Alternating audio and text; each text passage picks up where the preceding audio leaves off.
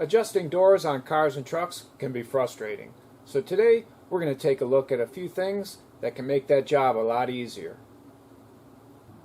One of the most common issues is a sagging door, especially on older cars. In that case, you might be able to order new pins and bushings. Another thing that comes in real handy is a shim kit, and I'll show you what these are used for in a second. After working on this door for a while, I got it to a point where I'm pretty happy. Let me show you those gaps. Here's a shot of the front of the door and a shot of the back. And one more shot of the door opening and closing.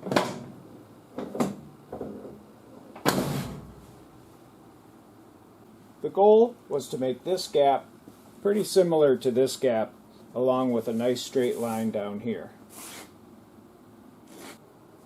The adjustment of these gaps come from the hinges. So let me remove the door and fender so you can see exactly what's going on.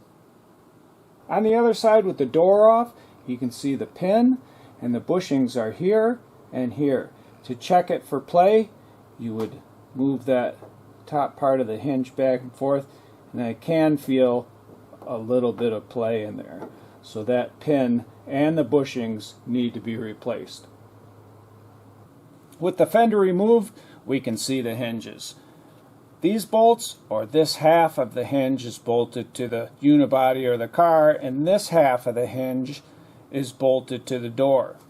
The part that's bolted to the door is where we're going to get most of or all of our adjustment. Usually this part of the hinge is not adjustable. It just so happens on this car that they are adjustable. This hinge and this hinge can be moved back or forward. So we can slide the door back or forward, or go like this or this. Again, it's important to remember that on most every car, your adjustment is going to come from this part of the hinge, the part that's bolted to the door, and not the part that's bolted to the unibody or the car. So you're going to get your adjustment from right here, and let me show you how to do that. The first step in adjusting a door is to bolt the door in exactly the same spot it was from the factory, and you can usually see marks where the hinge was. Once you have it in that position, if you need to lift the door up in the back, let's say the back needs to come up, it's sagging a little bit, and make sure that your hinge pins are good. If it's sagging, we're going to take this shim, loosen it up, and slide that shim in between the hinge and the door. On both the bottom and the top, we're going to use one of these shims, and they come in different thicknesses. Here's the sizes you get in this one particular kit. If you need to raise the door just a little bit, on the bottom hinge, you would put 1/16 or 1/32 of an inch. If you need to go a little higher in the back, on the bottom hinge, you would do 1/8 of an inch. I even have some real thick ones, like 1/4 of an inch there, that will raise the back of the door an inch or two. These are way too thick though. Again, back at the bottom hinge, if you need the door at the bottom to come out, you loosen these bolts, slide it out a little bit, and then tighten them up. One trick to remember is just loosen them up enough so that when you make that movement, it stays there. You can just pry it out a little bit and it'll stay where you want it, and then tighten it up. The same concept goes for the top hinge. If you want the top of the door to come out, loosen these bolts, slide it out. In, loosen the bolts, push it in. If you want the door to sag in the back or be lowered in the back, you'll loosen these bolts and put a shim between the hinge and the door panel. A quick review: if you want the door to be moved back, you'd put shims on both of these hinges. If you want the door to be raised in the back, shims on this hinge. If you want the door to be lowered in the back, shims on this hinge. If you want it out, loosen it and pull it out. If you want it in, push it in. Same with this. If you want it out, loosen the bolts, pull it out, in, push it in, and tighten the bolts. To raise or lower the entire door, you can use a jack to help you out. Put a little pressure on the bottom of the door to hold it in place. And that's good.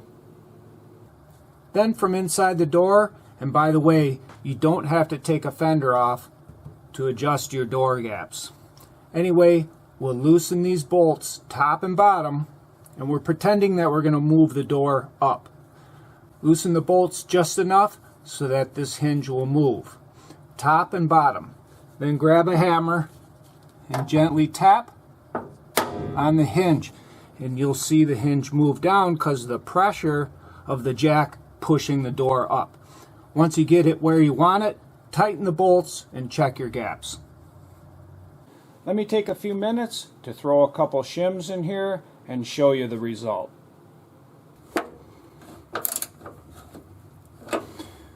One more can go here, but we're going to leave it out for now. So those were 1/8 inch shims, and here's the effect that had on the door. It doesn't even shut. And then lifted it up, I'm going to say about a 1/2 inch back here. So let me show you the bottom, and you can see that 1/8 inch shim makes a big difference.